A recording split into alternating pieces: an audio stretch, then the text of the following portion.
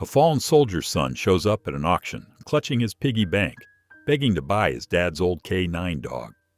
The crowd thinks it's just a sweet moment, until the dog does something that leaves everyone frozen in silence. Because what this dog does isn't just unthinkable, it's unforgettable. And it's about to expose a bond that runs deeper than blood, and a secret his father left behind. Why is this boy so determined to bring the dog home? And what will it take to stop the system from tearing them apart for good? Before we get into the story, comment below where in the world you are watching from today. And if you like this story, don't forget to subscribe. The late autumn wind swept across Fort Carson's memorial grounds, rustling the neat rows of American flags that lined the path. 5-year-old Eli Sanders stood perfectly still, his small hand engulfed in his mother Rachel's trembling grip. His black suit jacket was a size too big. They hadn't planned on needing one so soon. The gray Colorado sky loomed overhead as 7 soldiers lined up with their rifles. Eli didn't flinch at the first crack of gunfire, didn't blink at the second. His wide brown eyes, so much like his father's, remained fixed on the polished wooden casket draped with the American flag. 21 times the rifles spoke, each shot echoing across the quiet cemetery. Near the edge of the gathering, Tag sat ramrod straight, his service vest identifying him as a military working dog. The German shepherd's ears twitched at each report, but like the small boy in the oversized suit, he remained steadfast. His dark eyes never left the casket that held his handler, Sergeant Marcus Sanders. Rachel squeezed Eli's hand gently, but the boy didn't respond. He hadn't spoken a word since the day 2 officers had appeared at their front door, their faces grave and their words careful. Now he stood, silent and solemn, as if his whole world had shrunk down to this moment, this ceremony. The bugler began playing taps, the mournful notes drifting across the gathered mourners. Rachel's shoulders shook with quiet sobs. But Eli remained still, his small face set in an expression too old for his years. At the edge of the ceremony, Tag's tail lowered, and a soft whine escaped him. 2 soldiers approached the casket with practiced precision. Their white-gloved hands moved in perfect synchronization as they began folding the flag. Each fold was executed with reverence, transforming the sprawling banner into a tight triangle of stars and stripes. The sound of their dress shoes on the grass seemed unnaturally loud in the hushed atmosphere. A decorated officer approached, taking the folded flag with both hands. He knelt before Eli, bringing himself to eye level with the child. On behalf of the President of the United States Army, and a grateful nation, please accept this flag as a symbol of our appreciation for your loved one's honorable and faithful service. Eli reached out with both hands, accepting the weight of the folded flag.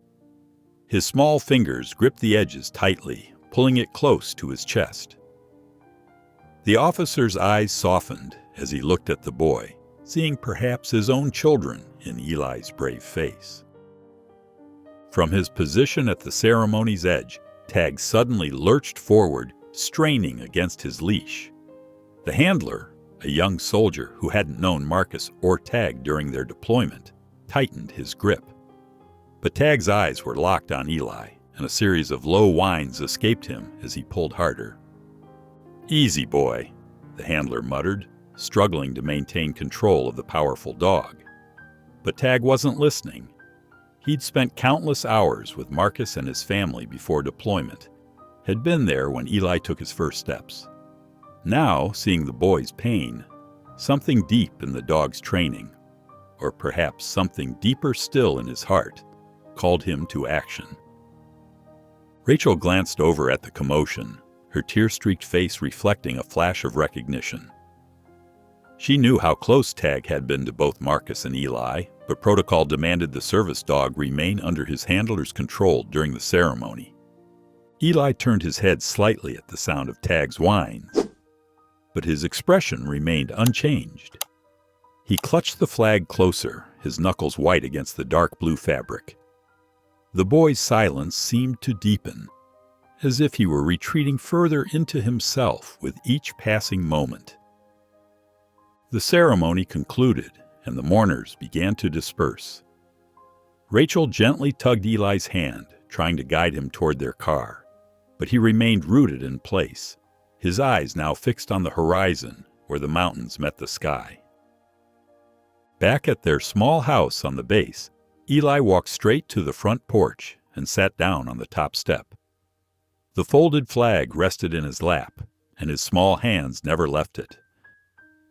The late afternoon sun cast long shadows across the yard, and a cool breeze rustled the wind chimes Marcus had hung the previous spring.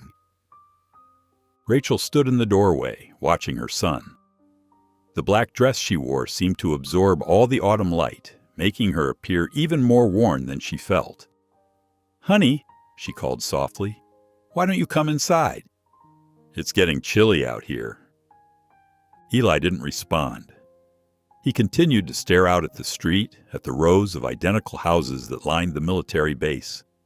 His small shoulders carried the weight of the flag, of the day, of everything that had changed. Rachel stepped onto the porch, the boards creaking slightly under her feet. She settled beside her son, close enough to offer comfort, but not so close as to crowd him.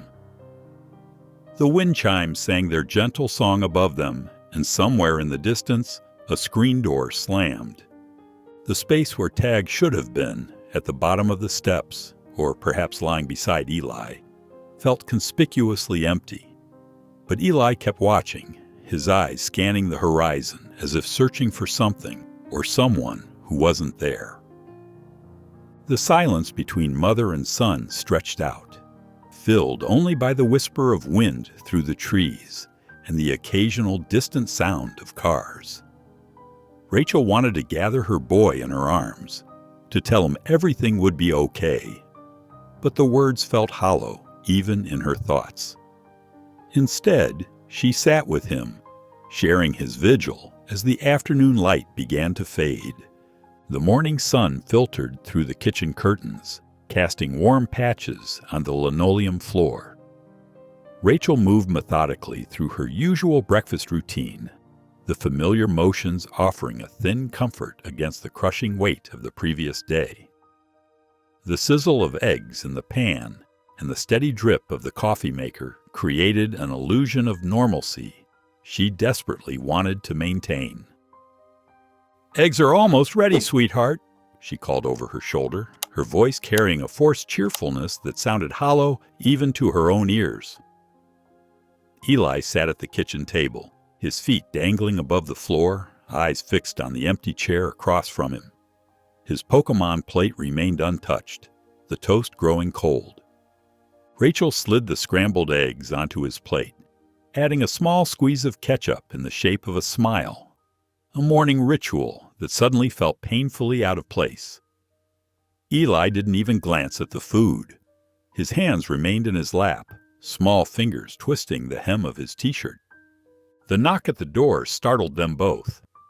Rachel's hand trembled slightly as she set down the spatula. Through the kitchen window, she could see the olive green service vehicle parked in their driveway. Her heart clenched. Another official visit. Another reminder of their loss.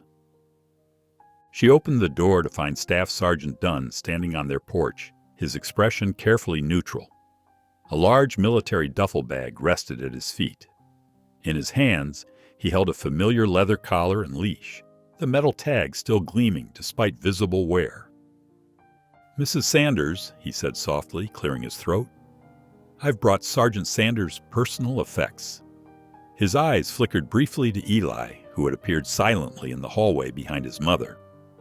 "And some items from his K-9 duties." Rachel nodded, stepping back to allow him inside. The duffel bag made a heavy sound as Dunn carried it into their living room.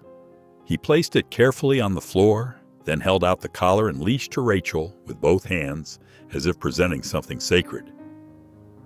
"Could we speak outside for a moment?" Dunn asked quietly, glancing again at Eli. Rachel hesitated, then set the collar and leash on the coffee table. "Eli, honey, stay here while I talk to Sergeant Dunn, okay?" She waited for any sign of acknowledgement, but Eli's eyes were fixed on the worn leather items on the table. Rachel followed Dunn onto the porch, pulling the door nearly closed behind her.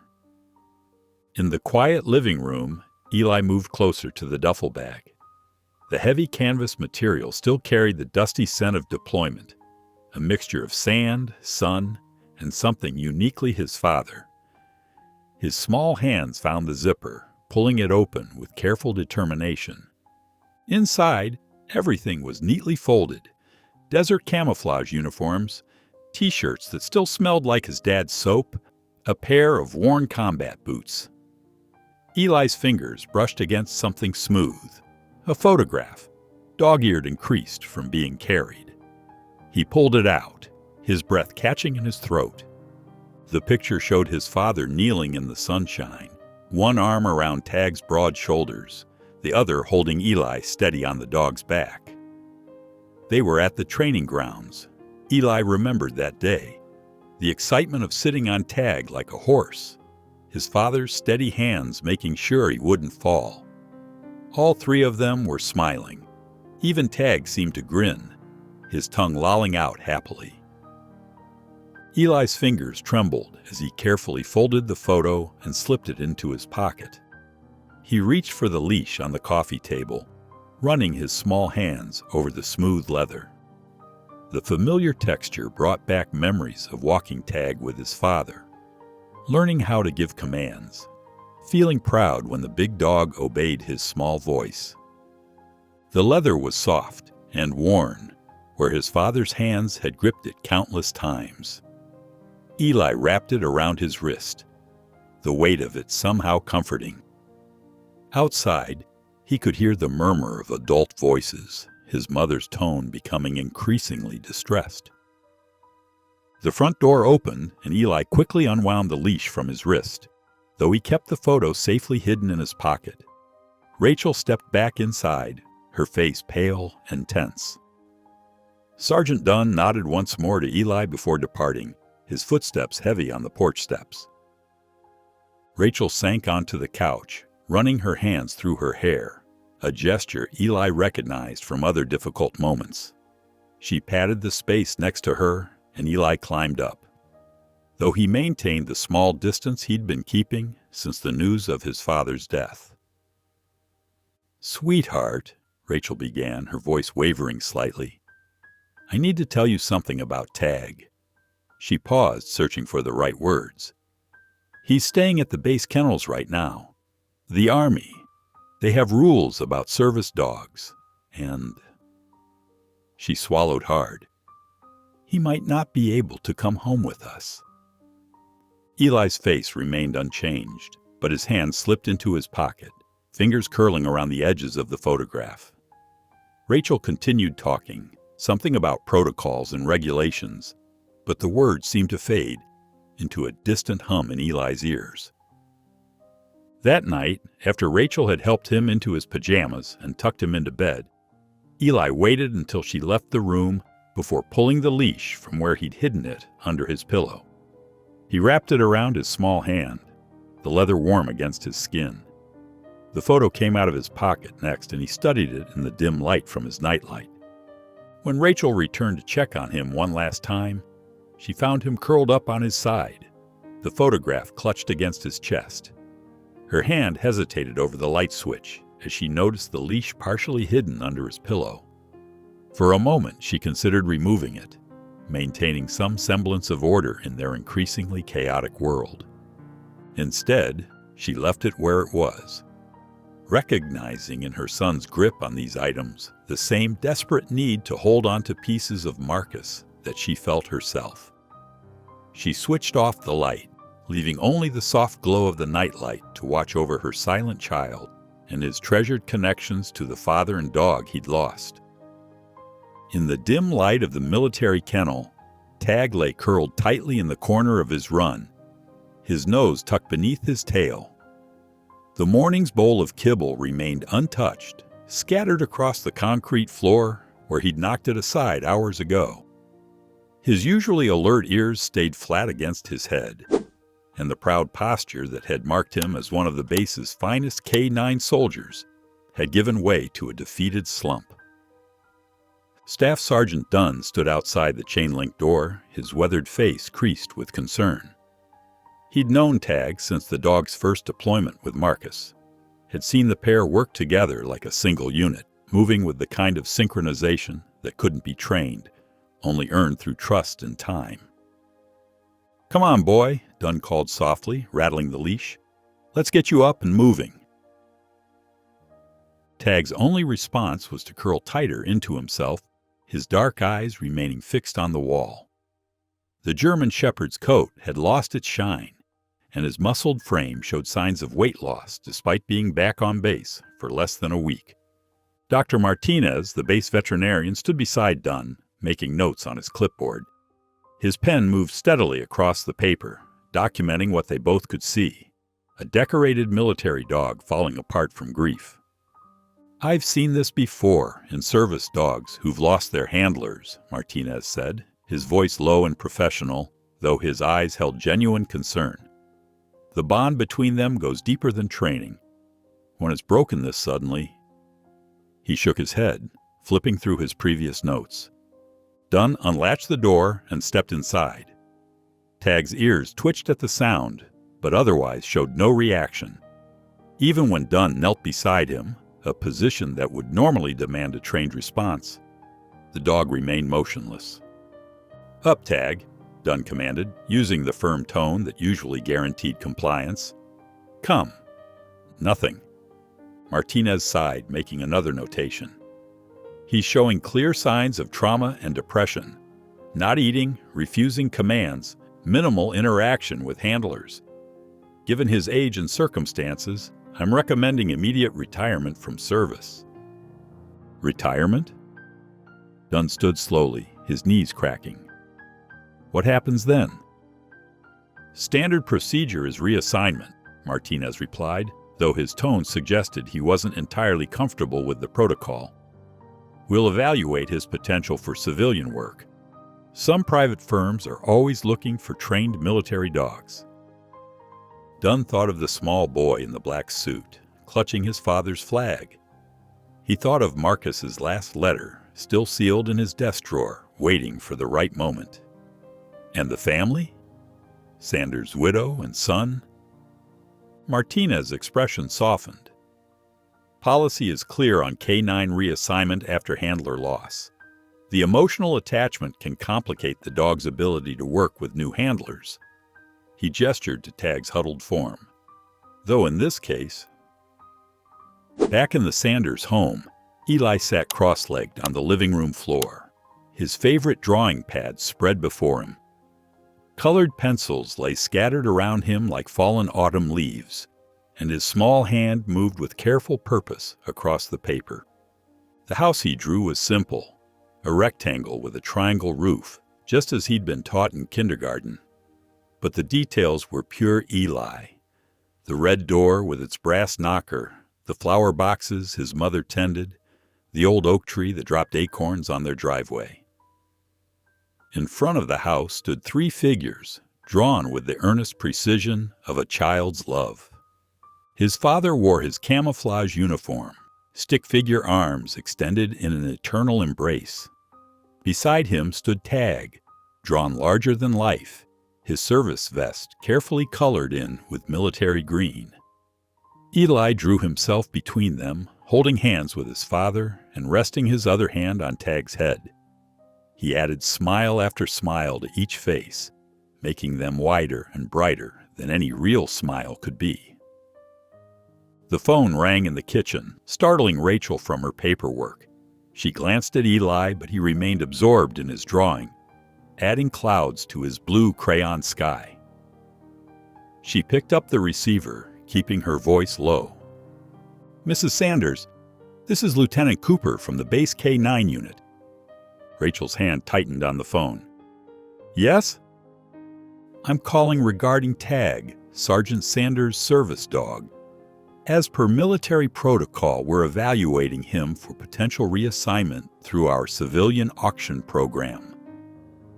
The word auction hit Rachel like a physical blow. She turned away from the living room, lowering her voice further.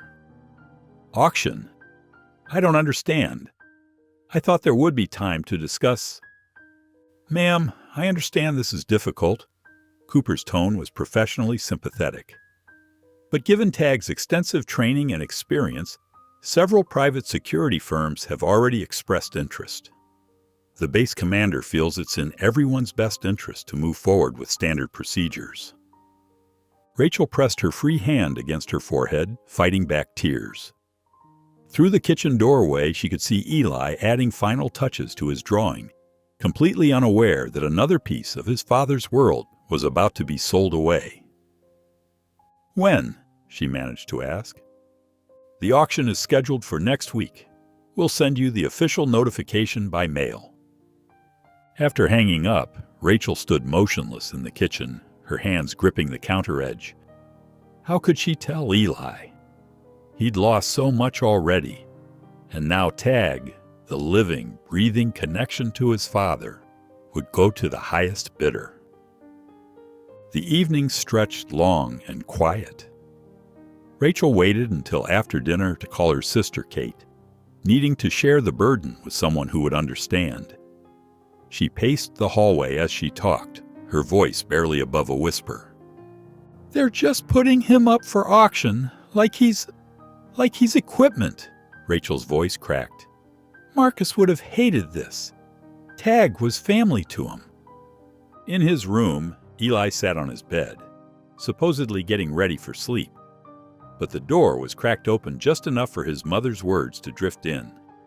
He didn't understand everything, but he knew that word, auction. His teacher had used it when talking about the school fundraiser, where parents bid on gift baskets and art projects. Were they going to sell Tag? His chest felt tight, like the time he'd fallen off his bike and couldn't catch his breath. Moving quietly, Eli slipped off his bed and went to his desk. The drawing from earlier lay there, the smiles he'd drawn now seeming wrong somehow. He folded it carefully, creasing each edge with his thumbnail the way his father had taught him when they made paper airplanes. Rachel's voice continued from the hallway, thick with unshed tears. I don't know how to tell him, Kate. He's not speaking as it is. Eli tucked the folded drawing into the pocket of his red hoodie, the one his father had bought him at the base exchange. His eyes moved to the shelf above his bed, where a ceramic piggy bank sat among his books and toys. It was shaped like a real pig, painted pink with blue flowers, a gift from his grandmother. Standing on tiptoe, Eli carefully lifted the piggy bank down. It was heavy with saved allowances and birthday money, coins and bills he'd been saving for a special toy. The money clinked softly as he hugged it to his chest, waiting until his mother's footsteps moved further down the hall, before slipping the bank into his hoodie's other pocket. The morning sun painted thin stripes across Eli's bedroom floor through the blinds. His digital clock blinked 6:15 a.m. in red numbers, the same time his father used to wake up for morning drills. Eli had been awake for almost an hour, lying still and listening to the quiet house. He slipped out from under his dinosaur-printed covers, already dressed in jeans and his red hoodie. His sneakers sat ready by the bed, pre-tied so they wouldn't make noise. The piggy bank and folded drawing waited in his hoodie pockets, making them bulge like stuffed chipmunk cheeks. Eli moved with the careful silence of a child used to early morning cartoons while parents slept. He avoided the squeaky third step going downstairs, remembered to lift the back door handle slightly so it wouldn't scrape. The dewy grass soaked his sneakers as he crossed the yard. But he didn't pause. 3 blocks to the bus stop. His father had shown him once, pointing out landmarks to help Eli remember his way home from school. See that blue house with the windmill? Turn right there. The store with the big ice cream cone sign? You're halfway there. The morning air felt cool and damp against his face. Early joggers and people walking dogs passed him, some giving curious looks to the small boy walking alone, but no one stopped him. Eli kept his head down, hands in his pockets, holding tight to his treasures. The bus stop bench stood empty, except for an elderly woman with a grocery bag. She smiled at Eli as he sat down, probably assuming an adult would appear any moment. "Good morning, young man." Eli nodded but didn't speak. The woman didn't seem bothered by his silence, just hummed softly and checked her watch. When the bus arrived with a whoosh of brakes, Eli let her board first, then climbed up after her. The driver frowned slightly. "Where's your grown-up, buddy?" Eli pulled a wrinkled $5 bill from his pocket, birthday money he'd saved specifically for bus fare. He'd watched his father pay enough times to know how it worked. The driver hesitated, then shrugged and took the money, printing out a ticket. "Military base is stop 14, the driver said, somehow knowing where this solemn child was headed. "I'll let you know when we're there." Eli chose a seat near the front, where he could watch the familiar route unfold. Past the grocery store where his mom bought their food. Past the park where he and his dad had played fetch with Tag. Past the ice cream shop where they'd celebrated Tag's graduation from training with special doggy Sundays. The bus hummed and swayed, carrying him closer to the base. Eli pressed his face against the window, counting landmarks. His father's voice echoed in his memory. "Remember this route, buddy? This is how Tag and I come home to you." True to his word, the driver called out, "Military base coming up, son." He gave Eli a concerned look in the rearview mirror. "You sure this is your stop?" Eli nodded and stood, gripping the seat back for balance as the bus slowed. The driver watched him descend the steps, shaking his head slightly before closing the doors and pulling away. The base gates loomed ahead, tall and official. 2 guards stood at attention, checking IDs and waving vehicles through. Eli walked straight toward them, his heart pounding, but his steps steady. His father had always said that confidence was key. Walk like you know where you're going, and half the battle's won. The guards noticed him immediately. The taller one stepped forward, hand raised. "Hold up there, young man. Where are you headed?" The second guard's eyes narrowed in recognition. "Wait, I know this kid. Sanders' boy from the funeral last week." His voice softened. "Hey there, son. Does your mama know you're here?" Eli didn't answer, but his hand slipped into his pocket, touching the folded drawing. The guards exchanged glances, years of military training warring with natural sympathy. The first guard reached for his radio. "Command, this is Gate 3. We've got Marcus Sanders' boy here, unaccompanied." He listened to the response, then nodded. "Copy that. We'll let him through. Someone can drive him home." They waved Eli forward, the second guard pointing toward a cluster of buildings. "The K-9 unit's that way, son. Someone will come find you." Eli walked through the gate, his sneakers crunching on gravel. The base spread out before him, a familiar landscape of buildings, hangars, and training grounds. He and his father had driven through here countless times, usually with Tag's head hanging out the back window, tongue lolling in the wind. A large sign caught his eye, its black letters stark against white. K-9 Auction, Hangar 9, with an arrow pointing left. Eli followed it, his pace quickening. The piggy bank clinked softly in his pocket with each step. Hangar 9 stood at the end of a row of identical buildings, its massive doors rolled open to the morning air. People streamed in, some in military uniforms, others in business suits or casual clothes. They carried clipboards and tablets, talking in low voices about training records and service history. Eli slipped through the crowd, his small size making him nearly invisible among the adults. Inside, folding chairs filled most of the space, arranged in neat rows like church pews.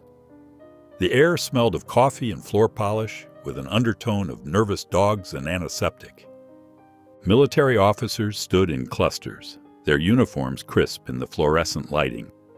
Private security contractors studied their phones or paperwork, occasionally glancing toward the front of the hangar. A few handlers moved between the rows, answering questions about specific dogs. At the far end of the hangar, a temporary platform held a podium. The auctioneer, a civilian in a dark suit, arranged his materials, testing the microphone with quiet taps. Beside him, a large cage sat partially covered by a dark cloth. Inside the cage, Tag lay curled in a tight ball, his service vest absent, replaced by a plain collar. His eyes were open but unfocused, staring at nothing. Even when other dogs barked or people passed close by, he didn't move. The proud military K9, who had once cleared buildings and saved lives, now looked small and lost. Eli's hand tightened around the drawing in his pocket as he walked forward through the crowd. The piggy bank weighed heavy in his other pocket, its contents representing every quarter and dollar he'd saved since learning to count money. He moved steadily between the chairs, past the legs of adults too busy with their conversations to notice him. With each step, the distance between him and Tag grew smaller. The German shepherd's familiar form became clearer, the gray around his muzzle, the small scar above his left eye from a training accident, the way his tail curled slightly even when he slept. Details Eli had memorized during countless afternoons of playing in the backyard, watching movies on the couch, sharing secret table scraps when his mom wasn't looking. He reached the front row just as the auctioneer cleared his throat to begin. The drawing crinkled in his grip as he pulled it from his pocket. His other hand found the cool ceramic of the piggy bank.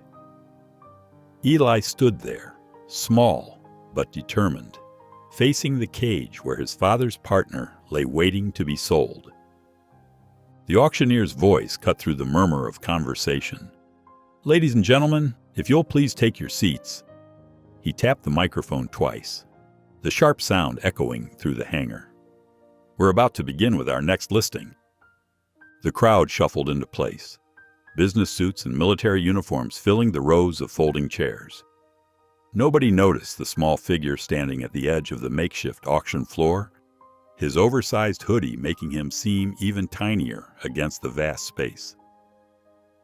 "Next up for consideration," the auctioneer continued, adjusting his wire-rimmed glasses, "is K9 Unit TAG7. He gestured to his left, where two handlers were rolling forward a large metal crate. German Shepherd, 6 years old, with an impressive service record, including 9 successfully completed missions. The crate came to a stop under the bright hangar lights. Through the bars, Tag lay motionless, his black and tan coat dulled by weeks of grief. His eyes remained fixed on some distant point, unseeing, as if he'd retreated deep inside himself. Tag 7 has extensive training in explosive detection, suspect apprehension, and building clearance, the auctioneer read from his papers. Medical records indicate excellent health, though there are notes regarding recent behavioral challenges following his handlers. He paused, choosing his words carefully. Following a change in circumstances. A rustle of paper and quiet murmurs filled the room as potential buyers consulted their documents. In the third row, a man in an expensive charcoal suit bearing the Falcon Ridge Tactical logo studied his tablet intently. Mr. Kenner's fingers moved swiftly across the screen, making annotations beside Tag's profile picture. Given Tag 7's exceptional training and combat experience, the auctioneer continued, we'll start the bidding at $8,000. He scanned the room expectantly. Do I hear 8,000? A paddle rose near the back of the room. 8,000 from number 43, the auctioneer acknowledged. Do I hear 85? Mr. Kenner's paddle lifted smoothly. 85 to number 17. His eyes never left his tablet as he made another note. 9,000, called another voice. The bidding continued, numbers climbing steadily as Tag lay unmoving in his crate. Mr. Kenner kept pace easily, his paddle rising with practiced precision each time he was outbid. His expression remained neutral, but his steady participation sent a clear message. Falcon Ridge Tactical had come prepared to acquire this particular asset. 10,500, the auctioneer announced. Do I hear 11? That's when Eli stepped forward. His sneakers squeaked slightly on the polished concrete floor as he walked into the center of the space. The sound drew a few curious glances, then more, until a wave of silence spread through the room. The auctioneer faltered mid-sentence. He looked uncertainly at the small boy now standing directly in front of the crate. Young man, you'll need to return to your seat. Or ... He glanced around, searching for whatever adult might be responsible for this child. Eli didn't move. Instead, he reached into his pocket and pulled out a ceramic piggy bank painted with wobbly blue stripes. A father-son project from what felt like a lifetime ago. In his other hand, he held a piece of paper, carefully folded into quarters. Mr. Kenner set down his tablet with a sharp click. This is highly irregular, he said to no one in particular. His voice carried the clipped tones of someone used to controlling rooms much larger than this one. Perhaps we should pause until the child can be removed. But Eli was already unfolding his drawing. The paper crinkled loudly in the hushed space as he held it up.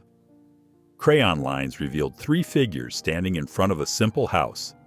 A man in camouflage, a German shepherd with a vest, and a small boy holding both their hands. At the bottom, written in careful kindergarten letters, "My family." The piggy bank rattled softly as Eli raised it in his other hand. The morning light streaming through the hangar doors caught the coins visible through the ceramic, reflecting dull copper and silver glints across the floor. For several heartbeats, nobody moved. The auctioneer's mouth opened and closed without sound. Mr. Kenner's fingers tightened around his paddle. The military officers in attendance shifted uncomfortably in their seats, their training offering no protocol for this situation. Then Eli spoke. His voice was rough from weeks of silence, barely above a whisper, but in the perfect stillness of the hangar, every word carried. He's already my dog. Inside the crate, Tag's ears twitched. The movement was slight, but it sent another ripple of silence through the crowd. The German shepherd's head lifted slowly, his eyes focusing for the first time since being brought into the hangar. Tag rose to his feet, each movement careful and deliberate, as if his body had forgotten how to work properly. His joints cracked audibly from weeks of minimal movement. He took one step forward, then another, pressing against the crate door. One of the handlers automatically moved to stop him, but a senior officer raised his hand. "Wait," he ordered softly. "Just wait." The door swung open with a metallic creak.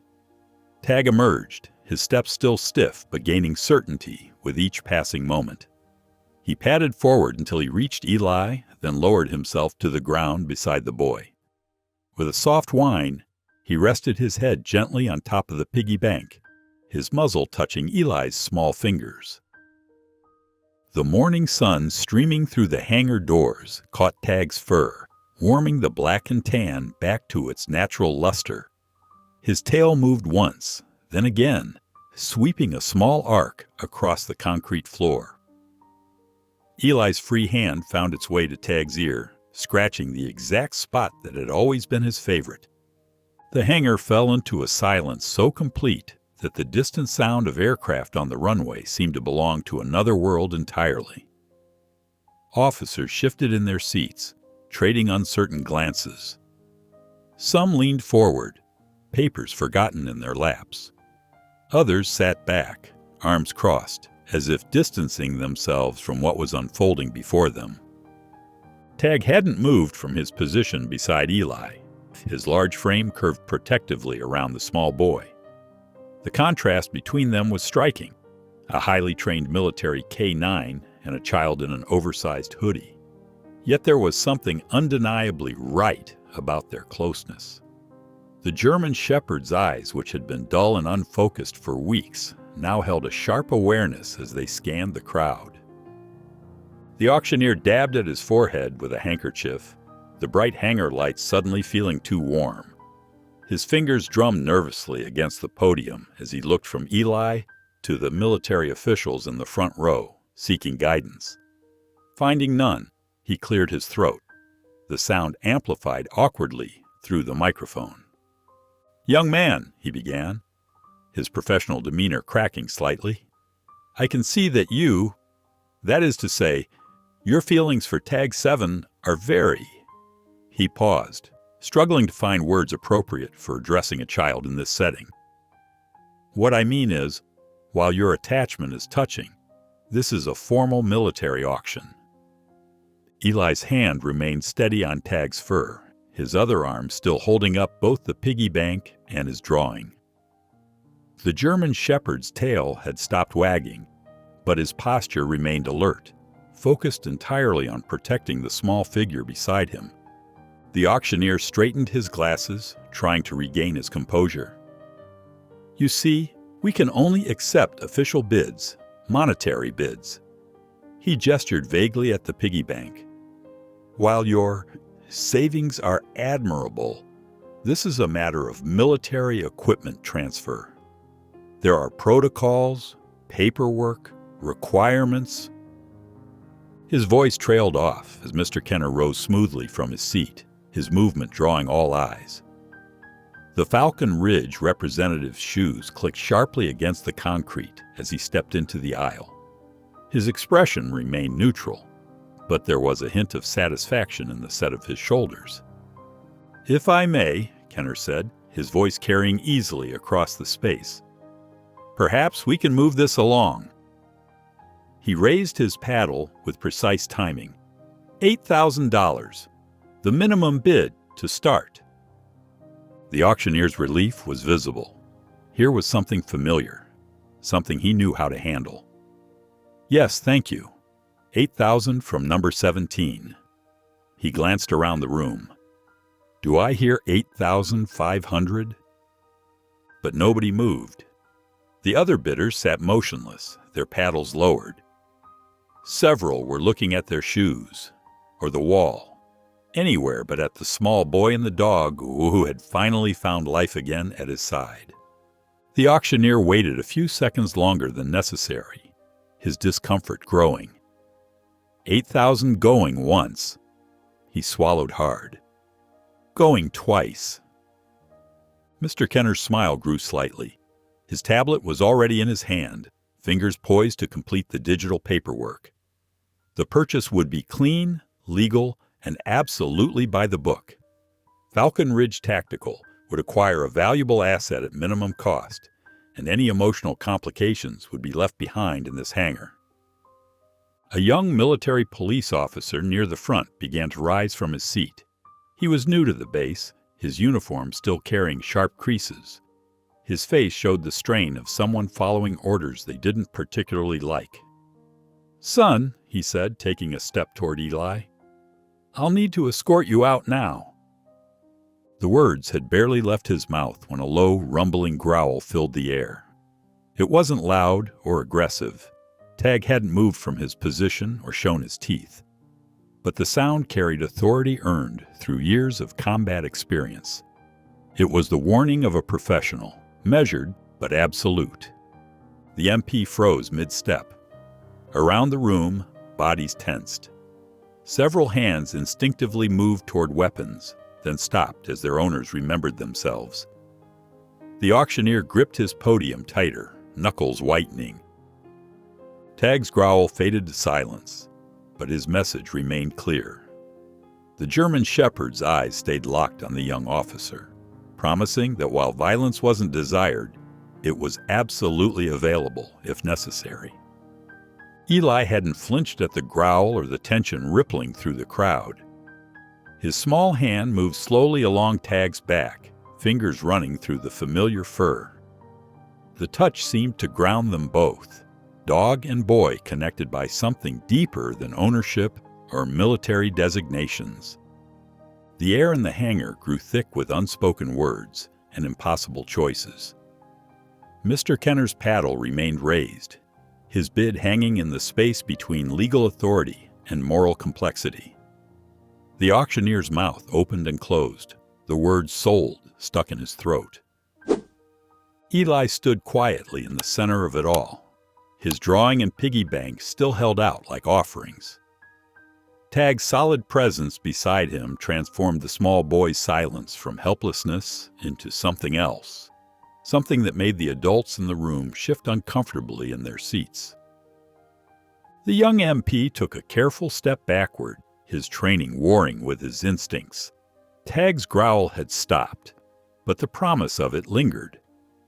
The German shepherd's body remained relaxed, yet ready, his years of military service evident in every controlled muscle. Sunlight continued to stream through the hangar's high windows, drawing long shadows across the concrete floor. In that moment, all the power of military protocol and legal procedure seemed to stall against the simple tableau before them: a boy, a dog, and a love that refused to be auctioned.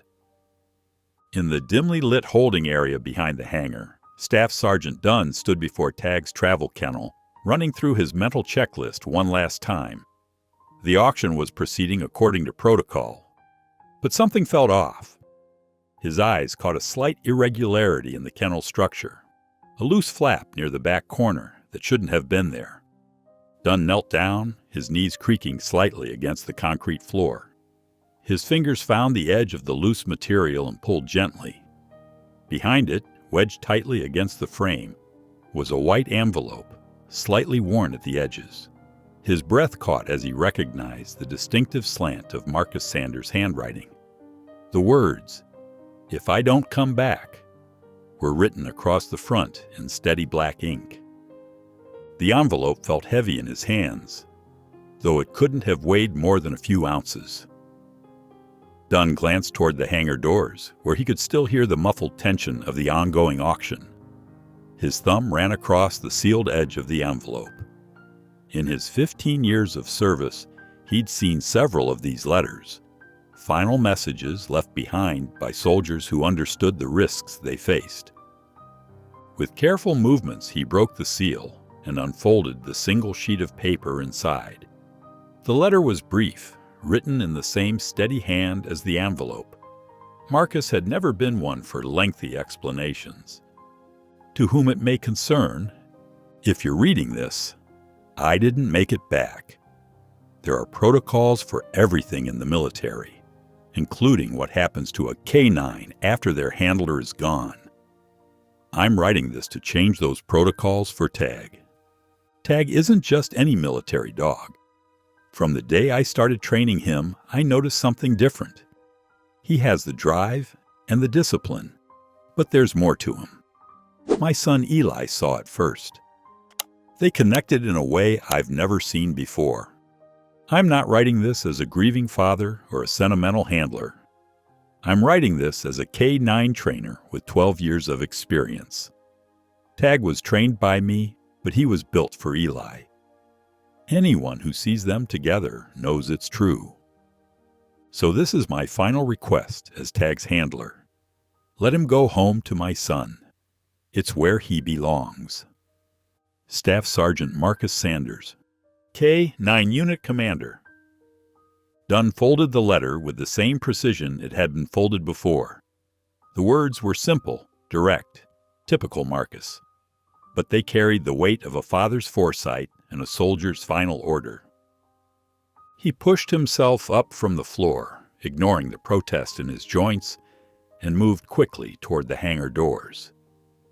The letter felt warm in his hand, as if Marcus's words had given it life. As he re-entered the main space, the tension hit him like a physical wall. The scene before him was frozen in a moment of impossible conflict, Eli standing small but unmoved in the center, Tag protective beside him, and the assembled crowd caught between protocol and something deeper. Mr. Kenner's paddle was still raised, his bid hanging in the air like an unfinished sentence. Dunn moved quietly along the edge of the crowd, making his way toward Colonel Richards in the front row. The colonel was a by-the-book officer who had served with Marcus on 2 deployments. As Dunn passed him the letter, he kept his voice low, professional. "Sir, this was found in Tagg's transport kennel. It's from Staff Sergeant Sanders." Colonel Richards opened the letter with military efficiency, his eyes moving quickly across the words. Something shifted in his expression, subtle but clear to anyone who knew how to read military bearing. Without speaking, he passed the letter to Major Chen beside him. The letter began its journey through the front row of officers. Each face told a similar story, the struggle between procedure and purpose, between what was written in regulations and what was written in a father's last request. Major Chen passed it to Captain Rodriguez, who read it twice before handing it to Lieutenant Colonel Walsh. The letter moved from hand to hand, each officer's expression changing as Marcus's words reached across time to address the moment before them. Mr. Kenner noticed the ripple of change moving through the military personnel. His paddle lowered slightly as he watched the letter make its way through the ranks. When it reached him, his professional mask cracked just enough to show uncertainty. His eyebrows drew together as he read, the careful calculations in his mind suddenly complicated by an unexpected variable. The letter continued its circuit, reaching the back rows where retired personnel and other observers sat. Among them was Clint Rowe, a former K-9 handler who had lost both his partner and his mobility in an IED incident 3 years ago. He sat slightly apart from the others, his cane propped against his chair, his face set in lines of habitual bitterness. When the letter reached him, Clint's hand shook slightly as he opened it. His eyes moved across Marcus's words once, twice, 3 times. Something shifted in his expression, a crack in the hard shell he'd built around himself since his own loss. With deliberate movements, Clint gripped his cane and pushed himself to his feet. The metal support creaked as he put his weight on it, but his movement was purposeful as he stepped into the aisle. The crowd's attention shifted to him, recognizing the authority of someone who had lived both sides of a Handler K-9 partnership. He stood there, letter in one hand, cane in the other, his face working through emotions he hadn't allowed himself to feel in years. The bitter veteran who had arrived believing that love wasn't enough to save broken things found himself facing a truth he'd forgotten. Sometimes love was the only thing that could. Clint Rowe's cane tapped against the concrete floor as he made his way down the center aisle. The sound echoed through the hangar, marking each determined step. His prosthetic leg caught the fluorescent lights, a stark reminder of what service could cost. The crowd parted instinctively, creating a path toward where Eli stood with Tag. When he reached the front, Clint didn't look at the auctioneer or the buyers. His weathered face turned toward the assembled military personnel, his jaw set in a way that spoke of words long held back.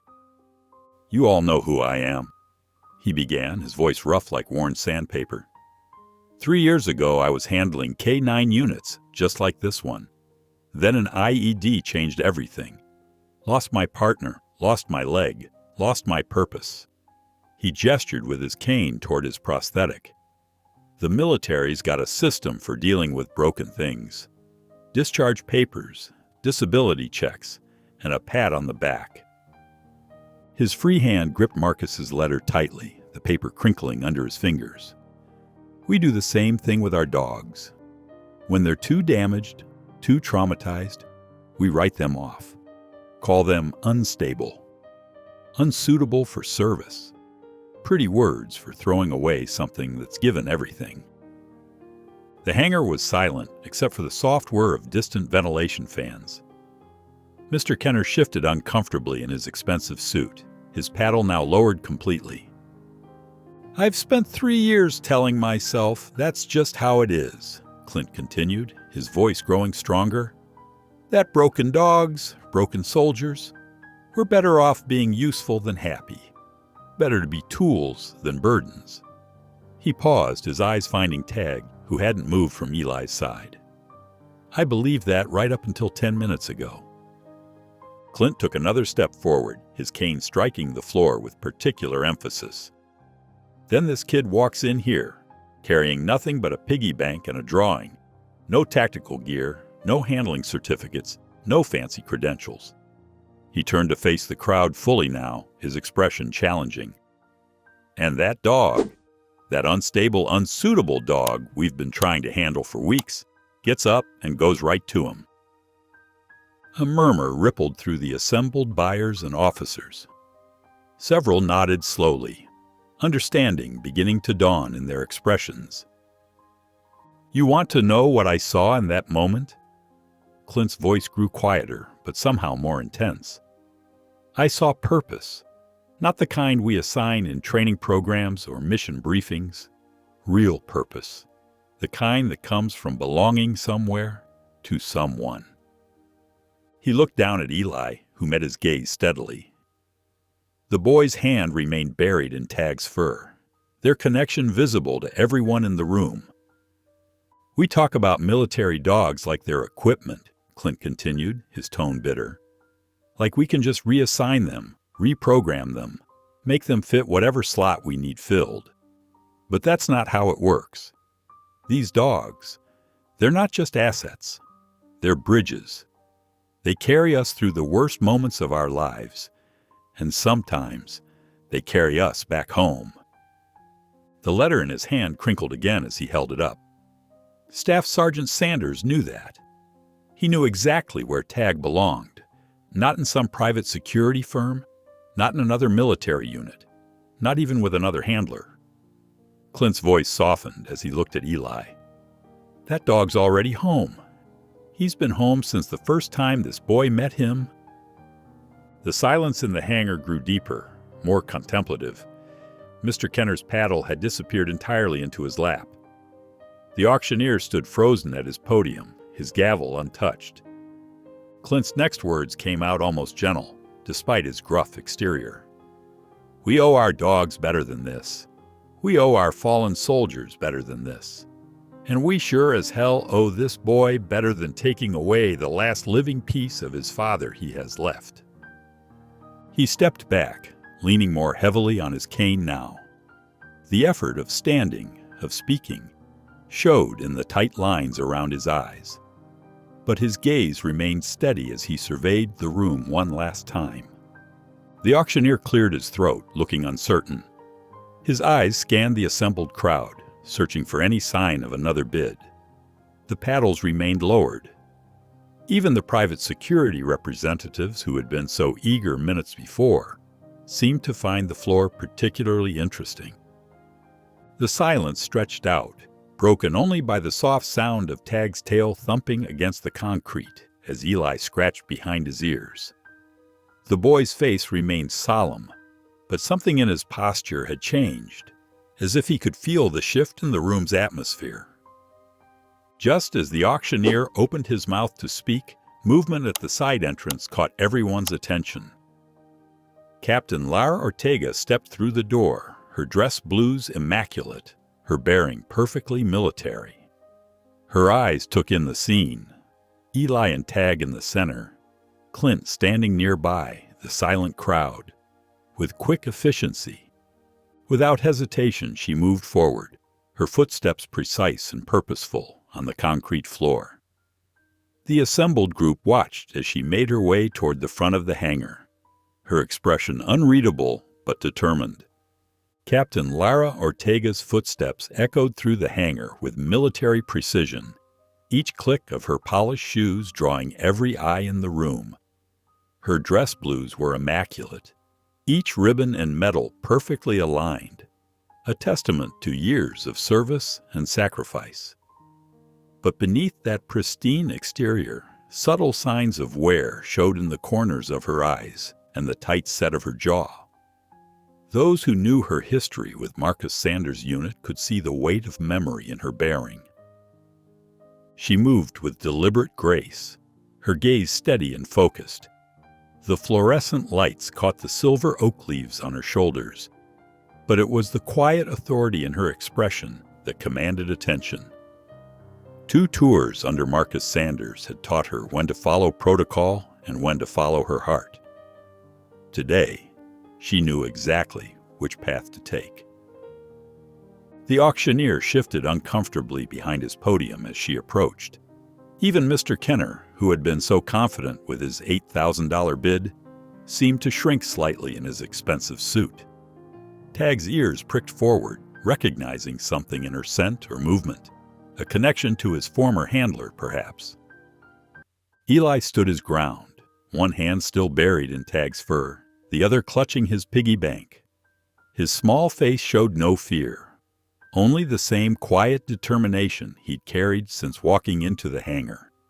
The boy's unwavering presence seemed to strengthen Lara's resolve. She paused a few feet from the podium, her posture parade ground perfect. The silence in the hangar grew deeper, more expectant.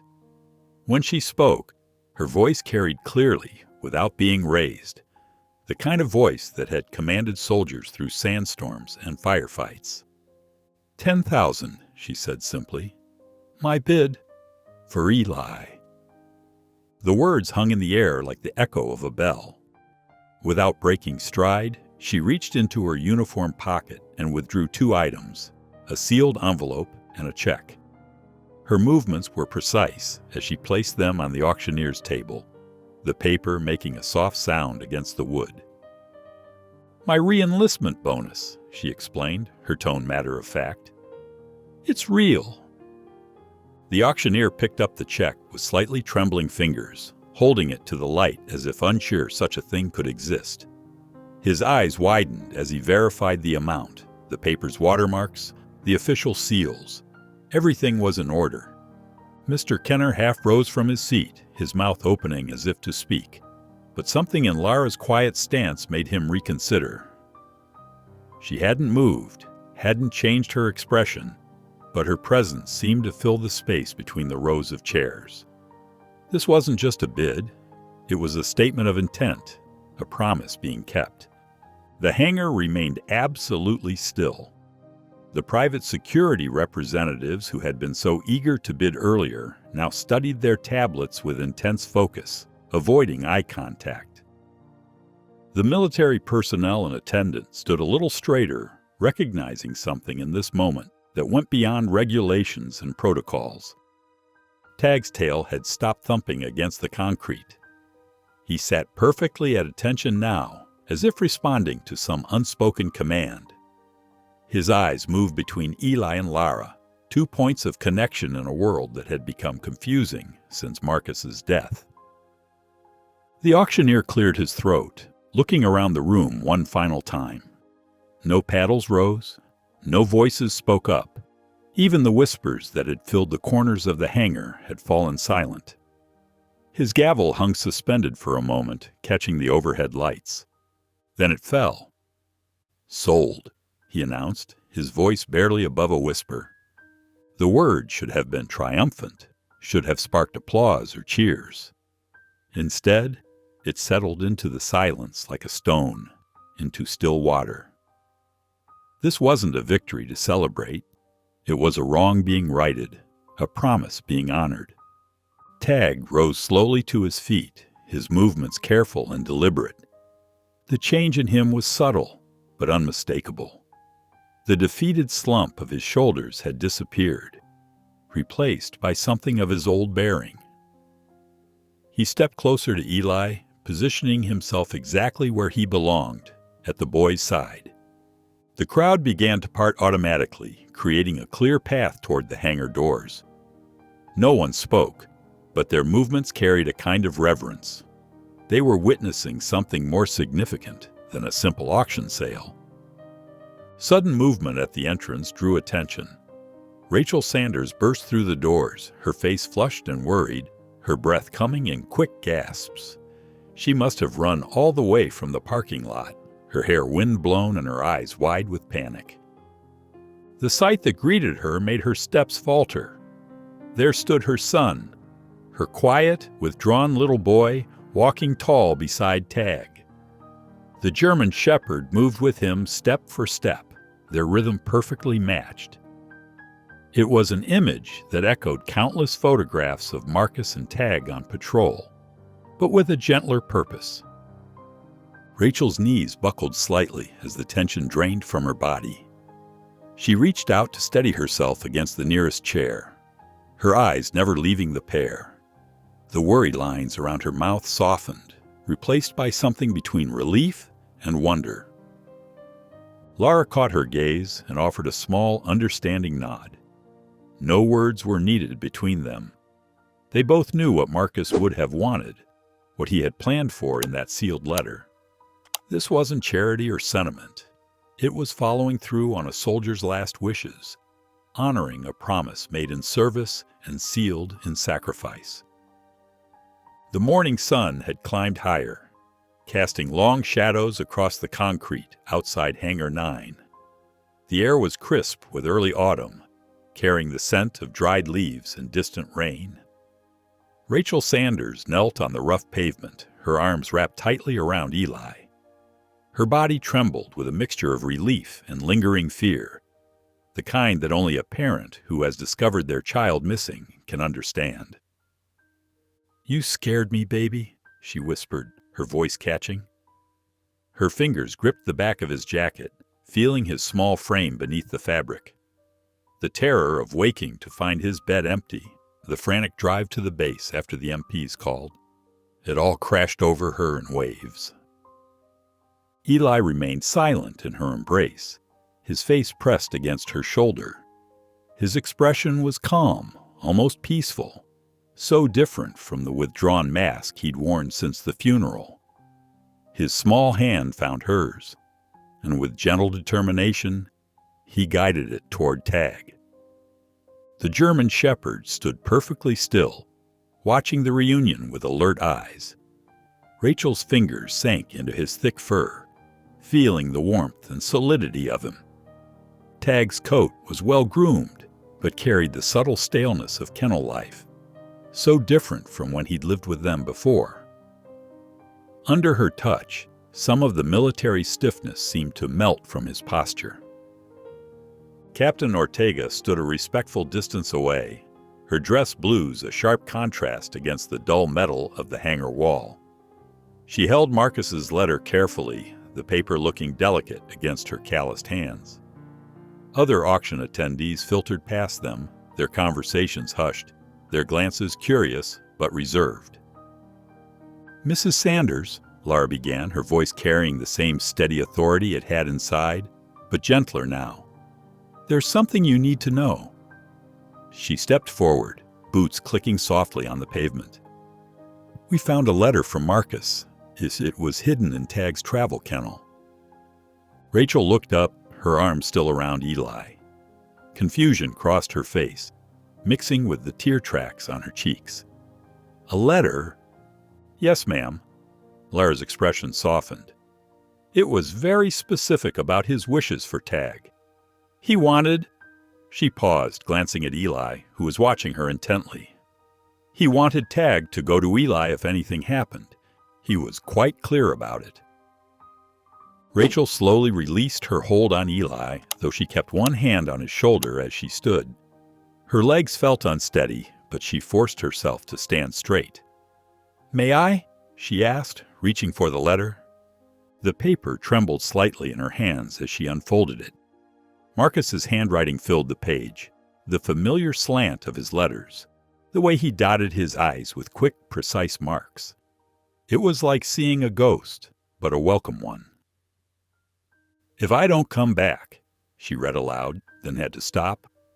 The words blurred as tears welled up again. She blinked them away, determined to continue.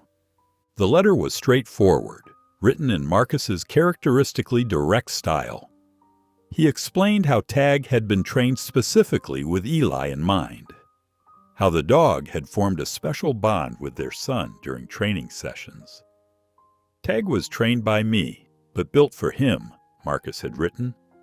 The words were simple, but carried the weight of careful planning, of a father's love reaching beyond his own death. "He really meant for Tag to be ours," Rachel whispered, her voice thick with emotion. She looked down at Eli, who hadn't moved from her side. Tag sat beside him, their shoulders almost touching, as if they'd never been separated. Captain Ortega cleared her throat softly. "The bid is final, Mrs. Sanders. $10,000, my re-enlistment bonus. I served with Marcus through 2 tours. He saved my life in Kandahar. This," she gestured to Tag and Eli, "this is what he would have wanted."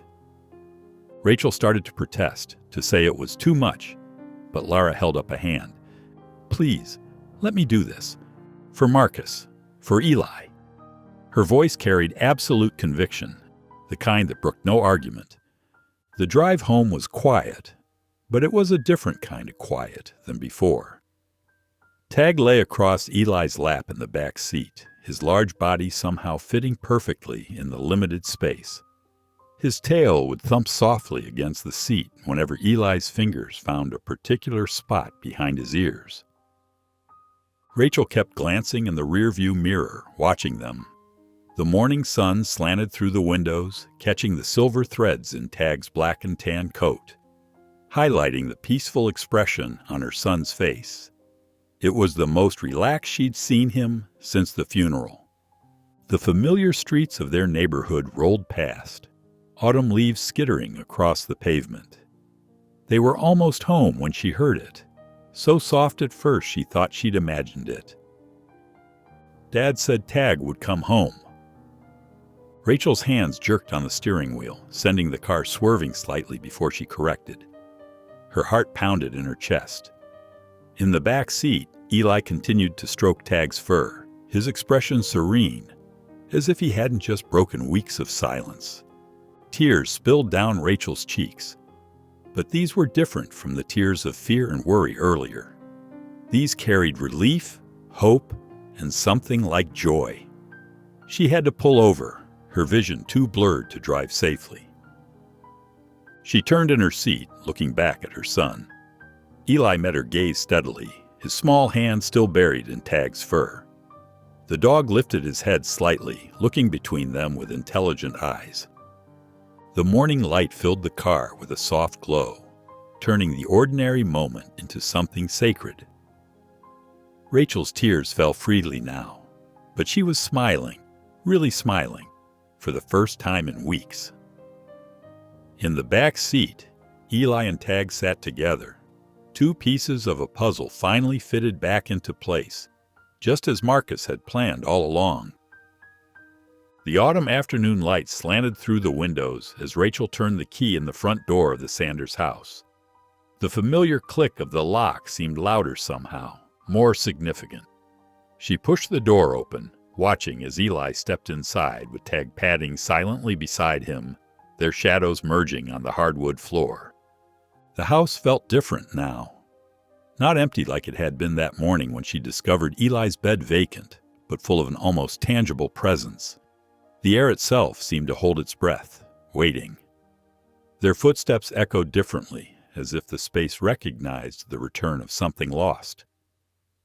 Tag's nails clicked softly on the floor as he moved beside Eli, matching the boy's careful pace. The dog's posture had changed since leaving the base. Gone was the military stiffness, replaced by an alertness focused entirely on Eli. His ears swiveled at every small sound, but his eyes never left the boy's side. Rachel stood for a moment in the entryway, watching them. Eli's hand rested naturally on Tag's back, his fingers curled in the thick fur. It was such a simple gesture, but it carried the weight of healing in it. She blinked back tears, determined not to let Eli see her cry again. Moving to the living room, Rachel's eyes found Marcus's photo on the mantel. It was one of her favorites, him in his dress uniform, smiling that crooked smile she'd fallen in love with. But it sat too high now, she realized, too far from where it needed to be. With gentle hands, she lifted the frame and brought it down, placing it carefully on the lower shelf. Now it sat at Eli's eye level, where he could see his father's face without having to stretch or strain. The simple adjustment felt right, like shifting a painting until it hung perfectly straight. Eli watched her move the photo, his expression thoughtful. Then, slowly, he reached into his hoodie pocket and pulled out the drawing he'd taken to the auction. The paper was creased from being folded, but the crayon lines were still bright and clear. 3 figures standing in front of their house: Marcus, Tag, and Eli. Rachel took the drawing with careful hands, as if handling something precious. And it was precious, she realized. This was how Eli saw them, how he remembered them, complete, whole. She walked to the kitchen, found a magnet, and gently secured the drawing to the refrigerator door. The bright colors stood out against the white surface, bringing life to the sterile space. As evening settled in, Tag naturally fell into the rhythms of the house. He followed Eli upstairs when the boy went to get ready for bed, waited patiently outside the bathroom door, and then settled at the foot of Eli's bed as if he'd never left. His pose was alert but relaxed, brown eyes fixed on Eli with unwavering attention. Rachel helped Eli into his pajamas, noting how he seemed more present now, more engaged. His movements were less mechanical than they had been in recent weeks. When she leaned down to kiss his forehead, she caught the faintest hint of a smile, just a slight upturn at the corners of his mouth, but it made her heart skip. "Good night, baby," she whispered, pulling the covers up to his chin. Tag shifted slightly, adjusting his position to maintain his view of Eli. Rachel patted the dog's head as she passed, receiving a gentle thump of his tail in response. She left the door slightly ajar, as she had every night since the funeral. The habit had started when she worried about Eli waking from nightmares, unable to call out for her. Now it served a different purpose, letting the soft glow from the hallway night lights spill into his room. Rachel went downstairs to tidy up, trying to keep her movements quiet. The house settled around her with familiar creaks and sighs. She was loading the dishwasher when she heard it, a voice from upstairs, soft but clear in the evening quiet. Her hands froze on the plate she was holding. Setting it down carefully, she moved to the stairs, her sock-covered feet silent on the steps. The voice continued, growing clearer as she approached Eli's room.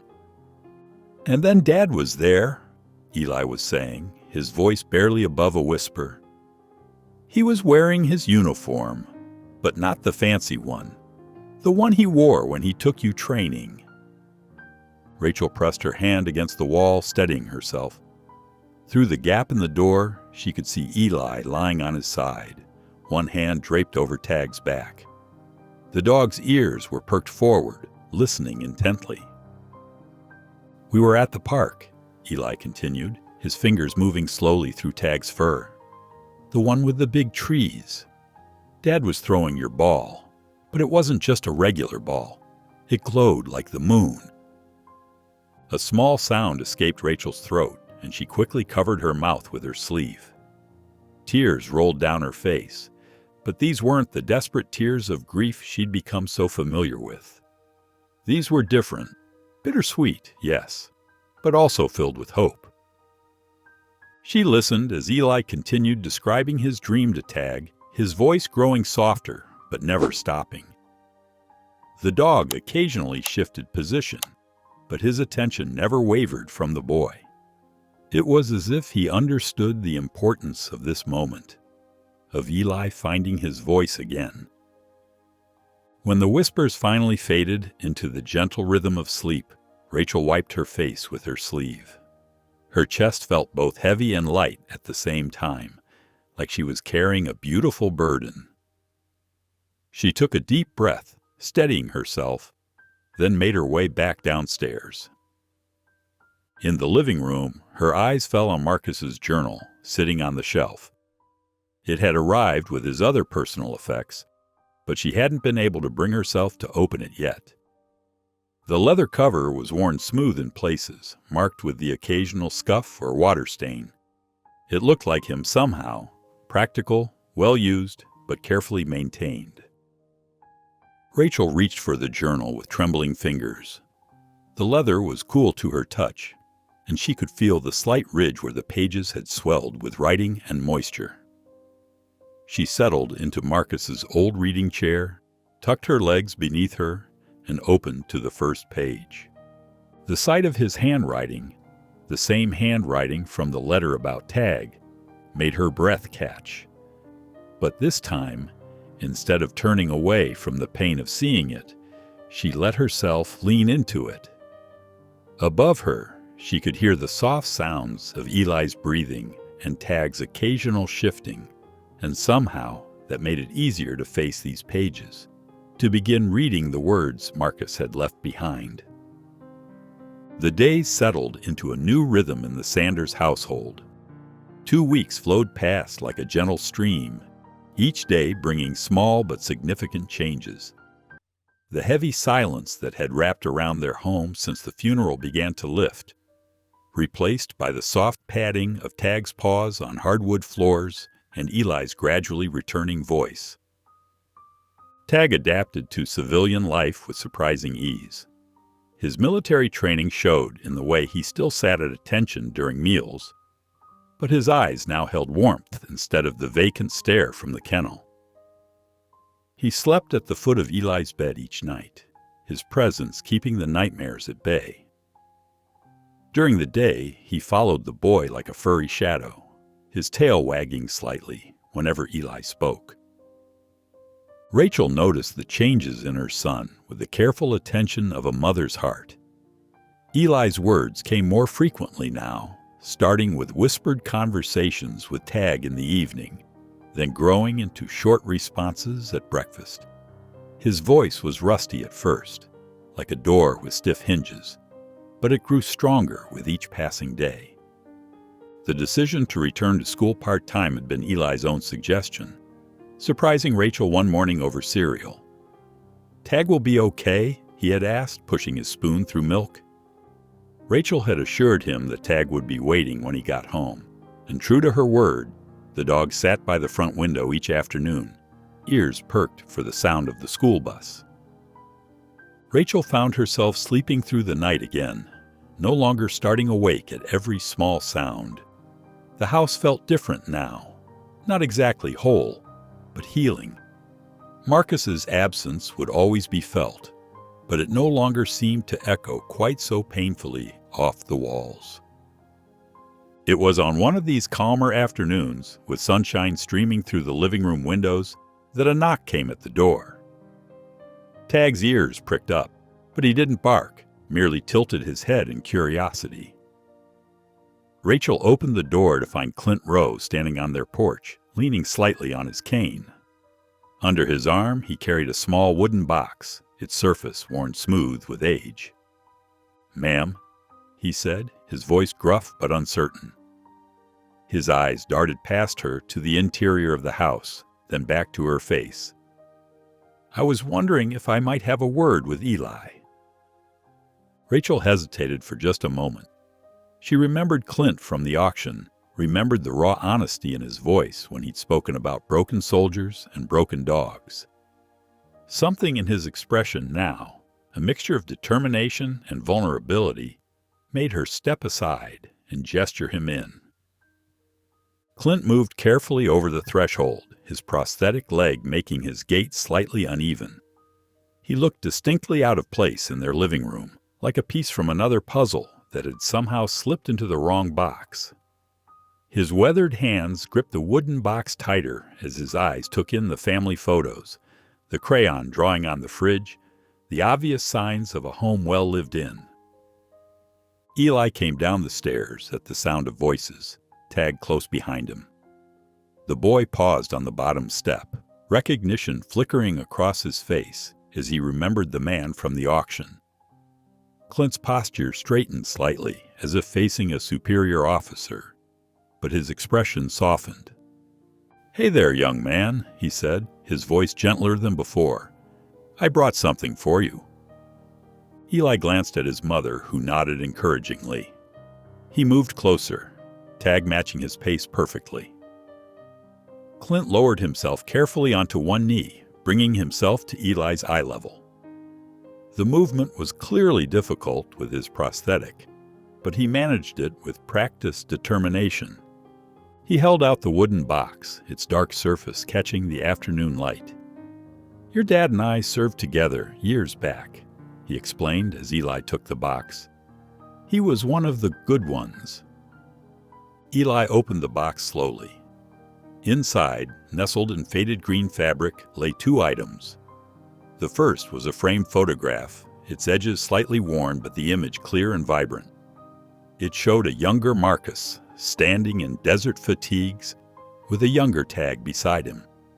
Both looked alert and proud, caught in that moment before their first deployment together. The sun in the photo cast long shadows behind them, making them appear larger than life. The second item was a medal, its surface tarnished with age, but still holding a certain dignity. The ribbon was slightly faded, but the medal itself held weight and history in its shape. Clint watched as Eli carefully touched the edge of the medal. "That's a silver star," Clint explained, his voice rough with memory. "They gave it to me after a mission went bad. Never could bring myself to display it." He paused, clearing his throat. "Your dad, he helped me understand that sometimes the bravest thing isn't what we do in battle. It's what we do after." Rachel stood quietly by the wall, watching the interaction. She could see something changing in Clint's face as he spoke to Eli, as if years of hardness were softening around the edges. Clint shifted his weight, grimacing slightly as his prosthetic leg caught on the carpet. But he maintained his position at Eli's level, his eyes serious but kind. "Your dad taught me more than any officer I ever met," he said, the words coming out slow and thoughtful. "If you want, I can help you learn how to work with Tag. Not like a soldier, like a friend." The offer hung in the air for a moment, full of possibility. Eli looked at Tag, then back at Clint, then down at the photo of his father. Slowly, deliberately, he nodded, as if sensing the importance of the moment. Tag moved forward. With careful precision, he placed one paw gently on Clint's boot. The gesture was neither military nor purely instinctual. It was something in between, an acknowledgement of shared understanding. The morning air was crisp and clean, carrying the sweet scent of early spring as Clint's pickup truck rumbled to a stop in front of the Sanders house. The sun had barely cleared the horizon, painting the sky in soft pinks and golds. Eli was already waiting on the porch, dressed in a blue sweater and jeans, his small frame straight and alert. Tag sat beside him, equally attentive, his ears perked at the sound of approaching footsteps. Clint emerged from his truck with deliberate movements, one hand gripping his cane while the other held a well-worn canvas training bag. The bag had seen better days, its olive green fabric faded and frayed at the edges, but the sturdy material still held firm. Small patches decorated its side, unit insignias and deployment markers, each telling a story of its own. As he made his way up the path, his prosthetic leg made a subtle clicking sound against the concrete. He moved with the careful precision of someone who had learned to navigate the world differently. But there was a new lightness in his steps this morning, a sense of purpose that hadn't been there before. Reaching the bottom of the porch steps, Clint gave Eli a short, respectful nod, the kind soldiers give each other. Then, with careful movements that spoke of years of experience, he lowered himself to one knee. His prosthetic leg creaked slightly, but he ignored it, focusing entirely on Tag. Instead of reaching out immediately, Clint turned his palm upward and kept his eyes low, a gesture of peace and respect in the language of dogs. He waited, patient and still, letting Tag make the choice to approach. The German shepherd studied him for a long moment, his intelligent eyes taking in every detail of Clint's posture and presence. After what felt like a small eternity, Tag moved forward. His nose twitched as he sniffed Clint's offered hand, taking in the sense of leather, metal, and something else. Something familiar that reminded him of training grounds and shared missions. Then, in a gesture that made Eli's eyes widen slightly, Tag stepped closer and rested his head against Clint's shoulder. The moment held weight, like a bridge being built between past and present. Clint's weathered face softened, and he brought his free hand up to gently pat Tag's neck. "Good boy," he murmured, his voice rough with emotion. "You remember the old ways, don't you?" They moved to the backyard, where the morning dew still clung to the grass. The space was modest but well kept, with a tall fence providing privacy and security. Clint set his canvas bag down and began pulling out various items. A few soft toys, some treats, and a new leather lead that looked significantly different from military-issue equipment. "First thing to understand," Clint explained to Eli, his voice gentle but firm, "is that we're not training for war anymore. We're training for peace." He handed Eli one of the soft toys. "Tag knows all the combat commands, but that's not what he needs now. What he needs, what you both need, is to feel safe again." They started with simple exercises. Clint showed Eli how to stand tall but relaxed, how to speak commands in a calm, clear voice rather than the sharp tones used in military training. They practiced sit and stay, but with a different emphasis, not as orders to be followed, but as invitations to be still together. "Watch how he looks at you," Clint pointed out as Tag settled beside Eli. "He's not waiting for commands. He's checking if you're okay. That's the connection we want to build on." From the kitchen window, Rachel watched the scene unfold. She stood with a coffee mug clutched in both hands, barely noticing when it grew cold. Tears welled in her eyes as she observed the gentle interaction between man, boy, and dog. There was something healing in the sight. 3 wounded souls finding strength in each other's company. As the morning progressed, Clint began to open up. During a water break, while Eli practiced gentle brushing techniques with Tag, he turned to Rachel, who had joined them in the yard. "I had a dog too," he said quietly, his eyes fixed on some distant point. "Ranger. Best partner I could have asked for." His hand unconsciously gripped his cane tighter. "Lost him in an IED incident. Same one that took my leg." Rachel listened silently, understanding the weight of trust in his words. "I was in a bad place after that," Clint continued. "Angry at everyone, everything, ready to throw it all away." He paused, watching Eli demonstrate a new hand signal they'd learned.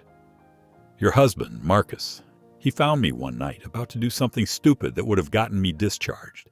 Instead of reporting me, he sat with me till dawn, just talking." A small smile touched his lips, though his eyes remained serious. "He gave me a second chance when I didn't deserve one. This," he gestured to Eli and Tag, now practicing calm walking patterns in the grass. "This is mine, my second chance to make something right." The morning session concluded as the sun climbed higher in the sky. Eli had absorbed every lesson with quiet intensity, his face serious, but his eyes bright with understanding. Tag had responded to every exercise with increasing confidence, his body language relaxing more with each passing hour. That evening, in the quiet of his room, Eli stood before his dresser. With careful movements, he placed Clint's Silver Star medal beside the folded flag that had been presented to him at the funeral. The 2 items seemed to complement each other, one representing what was lost, the other what could be found again. Tag lay on his bed nearby, watching with attentive eyes as Eli arranged the items just so. When the boy finally climbed into bed, Tag moved closer, settling into his usual spot beside him. "We're both getting better, huh?" Eli whispered into the darkness, his small hand finding Tag's fur. Tag responded with a gentle lick to Eli's hand, his warm tongue expressing what words couldn't. Together, they drifted off to sleep, their breathing falling into perfect synchronization, the steady rhythm of healing hearts finding peace in each other's presence. Spring painted the park in vibrant colors. Cherry blossoms dotted paths with pink petals, and fresh grass stretched across spaces where children played. The morning shadows had retreated, leaving a warm day wrapped in golden light. Eli walked confidently along the path, his sneakers crunching on gravel. Tag padded beside him, matching his pace. The German shepherd's coat gleamed in the sunlight, far from the dejected animal once motionless in a military kennel. Nearby children noticed them and gathered curiously. Their parents watched without concern. Tag's gentle demeanor was well known now. "Can we pet him?" a girl with pigtails asked eagerly. Eli nodded with newfound confidence. "Sure, just let him smell your hand first, like this." He demonstrated the proper approach as Clint had taught him. The children followed his instructions, taking turns to greet Tag. The dog accepted their attention calmly, tail wagging slowly.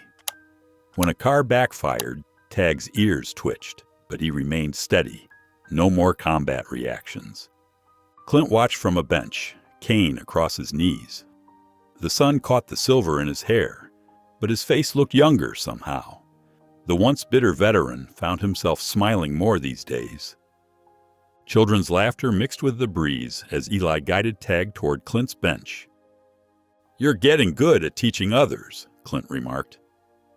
Eli brightened at the praise and sat beside him, Tag settling at their feet. Rachel appeared, carrying a picnic basket and checkered blanket. Her steps were light, unburdened by grief that once seemed permanent. "I thought we could all use some lunch," she called warmly. They found a spot beneath an oak tree.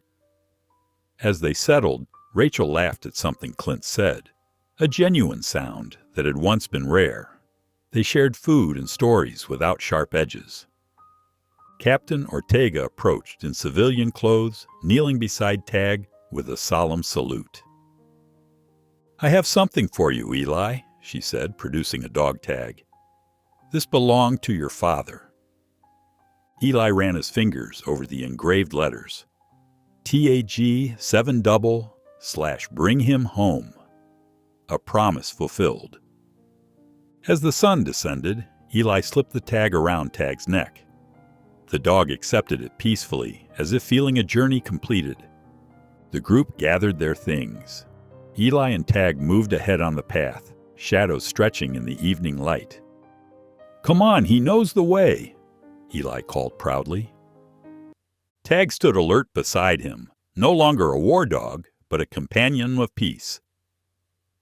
If you enjoyed the story of Eli and Tag, I handpicked this next story that you will enjoy. Please don't miss this one. Click here to watch it.